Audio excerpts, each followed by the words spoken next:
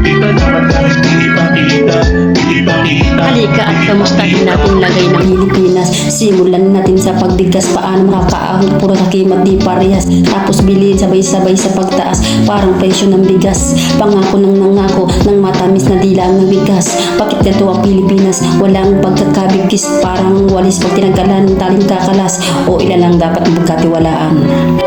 At huwag dun sa may bahid ng katiwalian, marami ang nakatago sa ating kaharian. Kanya-kanya ng kapit sa kapangyarihan, sila-sila nagsisiraan. Pag malingasawang amoy at nalamangan, kitang-kita ng ang sa sistema. Pinubusog lang tayo ng masasarap na salita sa ating tenga, habang sila masasarap ang nakahain sa kanilang lamesa. Napaikot lang nila tayo sa kanilang eksena. Para saan ang mga mata kung nabulog ng kinang ng pera? Para saan ang dalawang tinga kung liig na kakadina? Pinapaik lang tayo sa eksena, habang sila masarap ang hain sa kanilang lamesa. Mga matang sa kapal ng pera, hindi matapos-tapos ang bulong na sistema.